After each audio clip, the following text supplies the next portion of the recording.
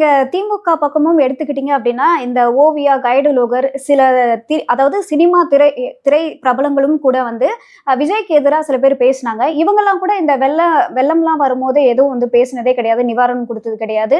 இந்த நேரத்துல இவங்களும் வந்து பேசியிருக்காங்க இல்லையா? விஜய் எதுக்குமே பணம் கொடுத்தது இல்ல. இலங்கை தமிழர் பிரச்சனையப்ப விஜயகாந்த் அப்ப உயிரோட இருந்தாரு. வெறும் ரூ. 500 குடுத்துட்டு போயிருக்காரு விஜய் மக்கள் இயக்கம்னு சொல்லி. ஆனா யாரையெல்லாம் நீங்க பொறுக்கி போயின்னு சொல்றீங்களோ சிலம்பரசன் அவன் ரூ. 2,00,000 குடுத்துட்டு போறான். என் வயசுக்காரர் தான் என்ன அவன் வேணும்னு சொல்லலாம், தப்பு கிடையாது. சிலம்பரசனுக்கு எனக்கு ஒரு வயசு தான். ஆனா அவருக்கு அன்னைக்கு வரைக்கும் பொண்ணு கிடைக்க விட மாட்டானுங்க. ஆனா இதே விஜய் அவர்கள் அன்னைக்கு வெறும் ரூ. 500 கொடுத்துட்டு போறாரு. இன்னைக்கு அவருக்கு மக்கள் மேல என்ன அக்கறை வந்துருச்சு, வந்து இறங்கினாரு. இங்க பாருங்க, நடந்தது அப்பட்டமான ஒரு கிரைம், திட்டமிட்ட ஒரு சதி. அதை பண்ணது விஜய். ஏன்னா 12:30 மணிக்கு போக வேண்டிய நீங்கள் வந்து 7 மணிக்கு போய் கூட்டத்தை ஃபுல்லாக ரேட் பண்ணி லைட்டை போட்டு போட்டு காமிக்கிறீங்க. என்ன அது இது? ஒரு காலத்தில் சொல்லுவாங்க, பஸ் ஸ்டாண்ட் புளியாமரத்துக்கு கீழே பொம்பளை 2 லைட் அடித்தாங்கன்னு சொல்லுவாங்க. நமக்கு தெரியாது.